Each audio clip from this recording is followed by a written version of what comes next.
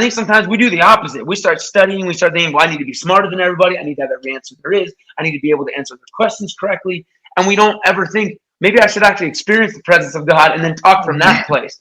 And so I think that the thing that's actually so fun and so freeing is actually that we get to exist. We get to live this kind of lifestyle where God's like, hey, if you want to experience freedom, here's boundaries, which first of all, I think is weird. And I think that's where people put the walls up. But the reality is that boundaries create freedom, because when we go outside of those boundaries and we become injured or become hurt, like you're talking about, like with your dog, we're able to actually do far less. Yeah. And so our freedom actually becomes hindered when we start deteriorating who we are.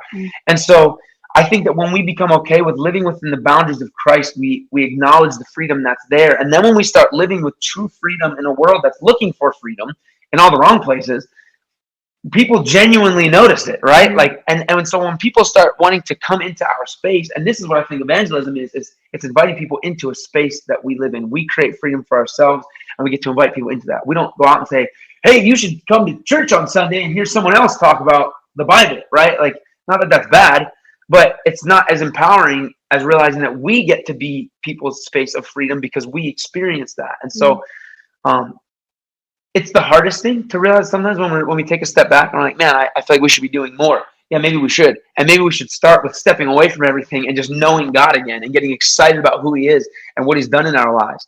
Because when that's on the forefront of our mind, I don't go into conversations thinking, well, how can I bring up Jesus? How can I guide us towards Jesus? When people ask what's happening, I'm like, dude, the things God has been doing has been crazy. And you can't make it up. Yeah. Only God could get glory. Yeah, and then we're telling just real stories of what's happening in our lives. We're not having to conjure up some fake conversation to manipulate the conversation to go toward the gospel. We're just living in it. And so when we have conversations, it's just what happens. It's what comes up naturally.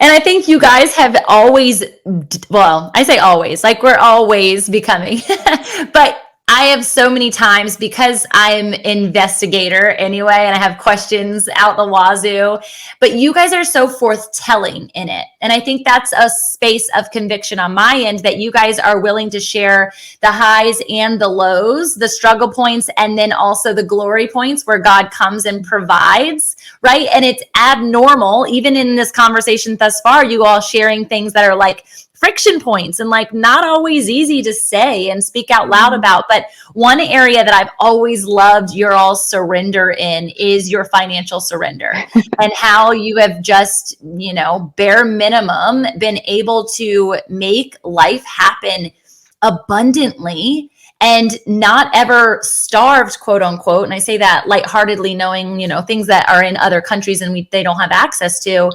But it's such a conversation point that I think so many people need to hear more often, because it is constantly being tainted as the fruit that everyone needs. In order to have money, you have to, that's where happiness resides, right?